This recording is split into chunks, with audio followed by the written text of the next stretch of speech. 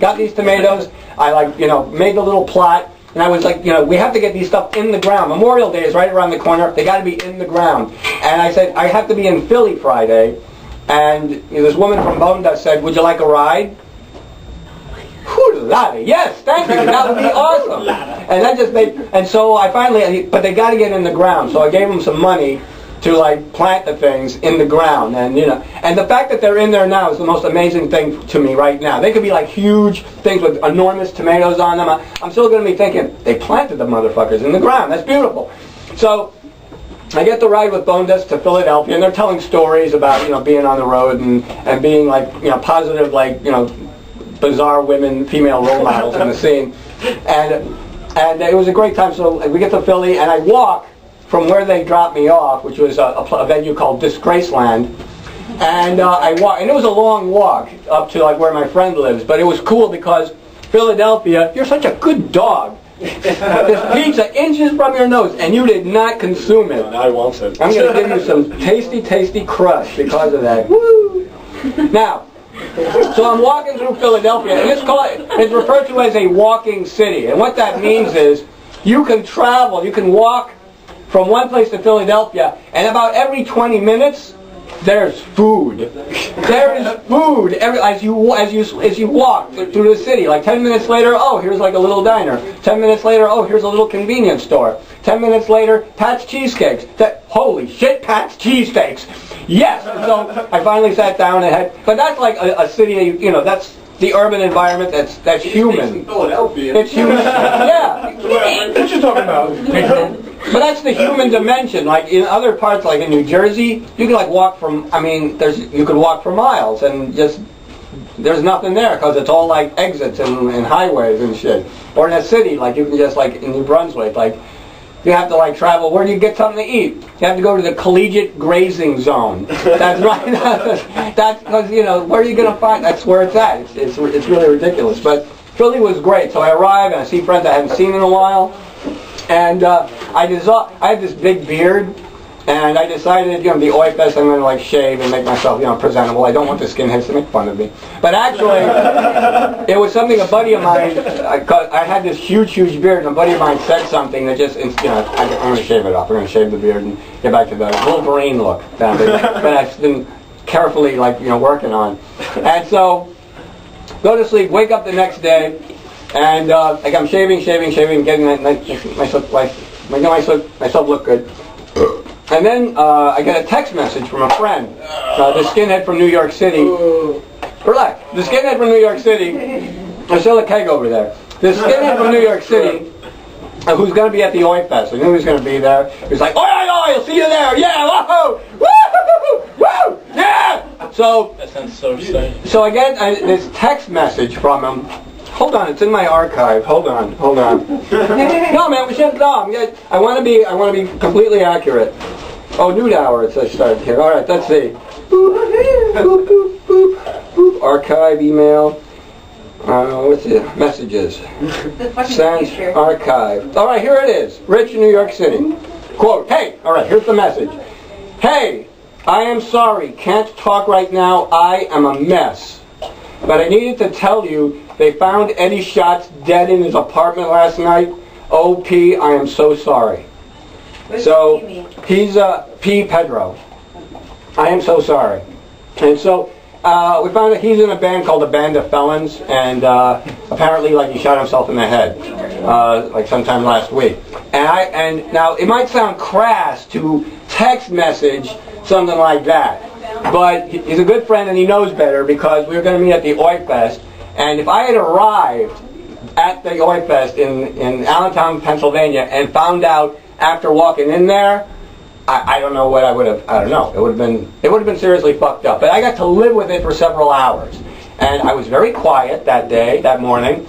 I changed out of all my clothes and wore all black, and drove up. And I'm usually the one that gets the conversation started and anything. So we're driving, and my friend Steve, who's driving us up there, go.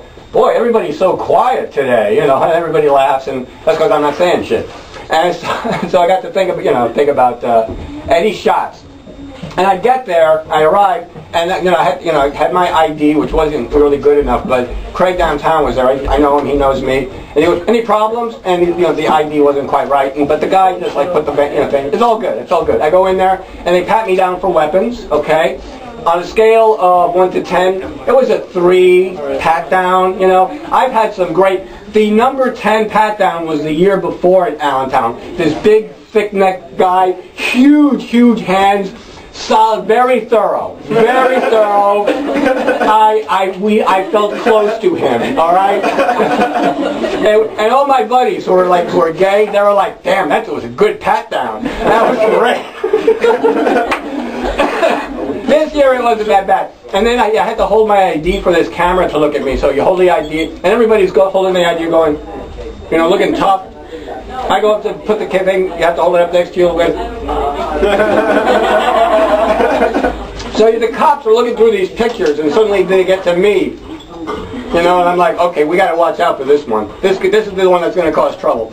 So I go in, and my mind is just going from one thing to another, and a band Stormwatch is going to play soon. And if you don't know, Stormwatch is they kind of broke up and then they reformed.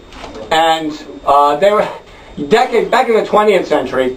I saw in the mid-90s, and I was hanging out with some skinheads, and they've been telling me about this song by Stormwatch. Oh, Pedro, you got to hear this. And then one day I'm hanging out with the boys, and Pedro, we got the live version of "Stay in the Closet." That's the name of the song.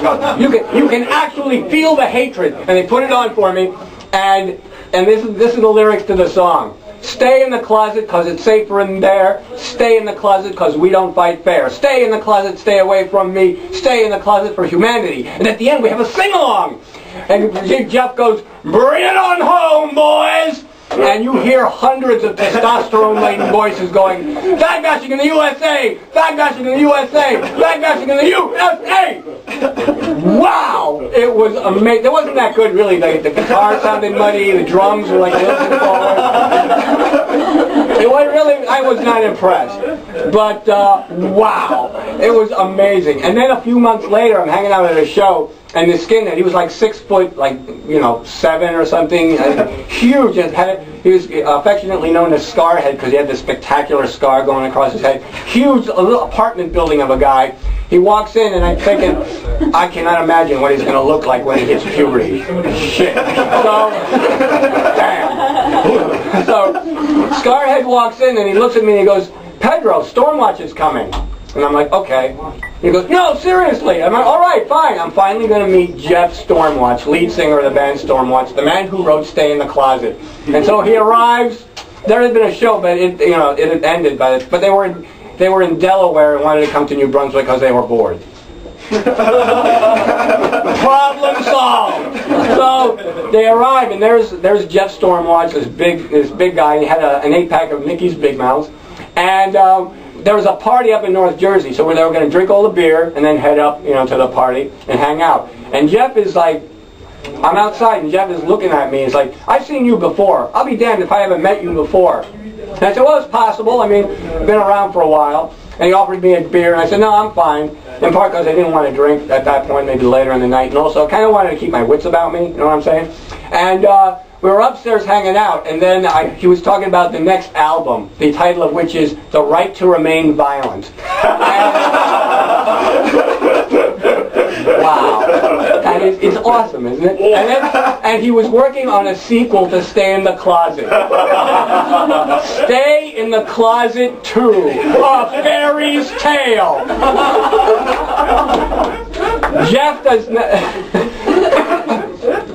he was hilarious. He was just hilarious.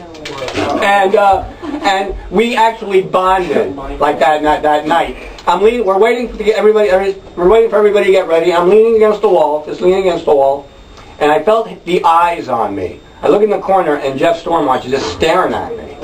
And finally, he leans away against the wall, walks straight towards me. He puts his right arm over my shoulder and goes, "This is the man! This is the man right here!" And all the skinheads who know I'm gay had beers in their hands going, "Yeah, Pedro's the man."